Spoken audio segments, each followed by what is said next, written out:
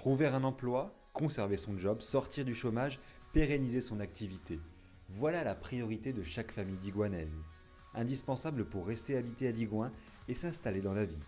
Le chômage a toujours été plus élevé dans notre ville. Il plonge aujourd'hui beaucoup de familles dans la difficulté et l'inquiétude. Le développement économique demeure une priorité pour l'équipe Génération Digoin, même si la conjoncture et les décisions nationales sont déterminantes.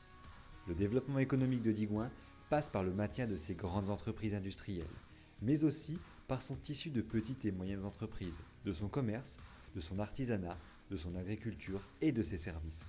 Les élus municipaux se doivent d'être à l'écoute et de soutenir les investissements que ces entrepreneurs réalisent au quotidien. Après la crise industrielle des années 80 et le déclin des industries céramiques, Digoin devait rebondir.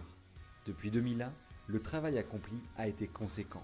La requalification de l'ancien CM71 a permis la venue de l'Héricault et de ses 170 emplois. S'en est suivi le projet de la zone Ligerval.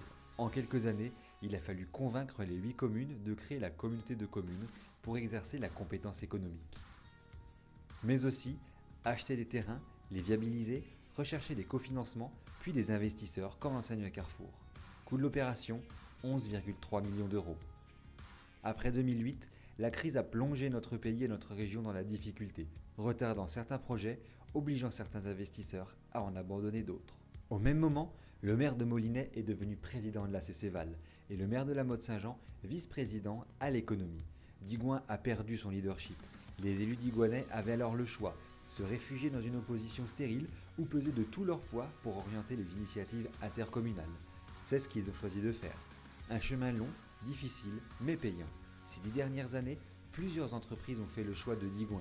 ATI, Neuville Impression, les Transports Cassier, La Poste, Franc-Bonhomme, Gorda, IFPA, CBM Matériaux, Duriguinet, le Smevom, But, Mère et Martin, Pomme Banana, Chaussons Matériaux ou encore AS24. Dernier projet en date, l'entreprise PVP qui a décidé de s'installer à Ligerval. Le bâtiment est en cours de construction. Enfin, une enseigne alimentaire vient d'obtenir l'autorisation de la commission départementale de l'aménagement commercial. Aucun recours n'a été déposé, Intermarché s'installera à Ligerval. La vente des terrains est programmée le 14 mars, les travaux débuteront à l'été.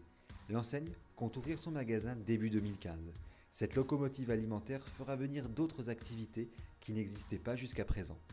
Pour le Digoinais Jean-François Chopin, ancien membre du bureau de la Chambre de commerce et d'industrie de Mâcon, l'avenir économique de Digoin nécessite action, compétence et pragmatisme. Alors l'avenir économique de Digoin, il est lié à l'avenir économique général.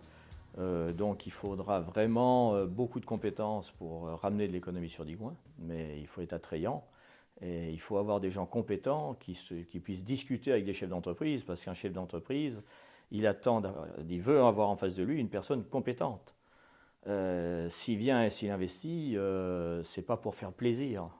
S'il investit, c'est parce que c'est son business et que dans son business, il a l'intention de monter quelque chose, d'investir, d'avoir le retour sur l'investissement.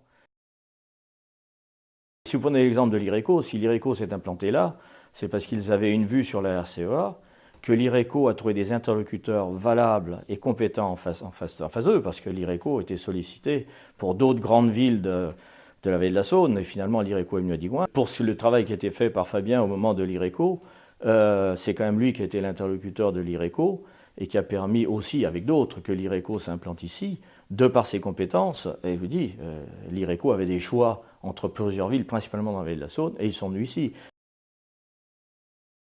Alors quel est le rôle de l'élu?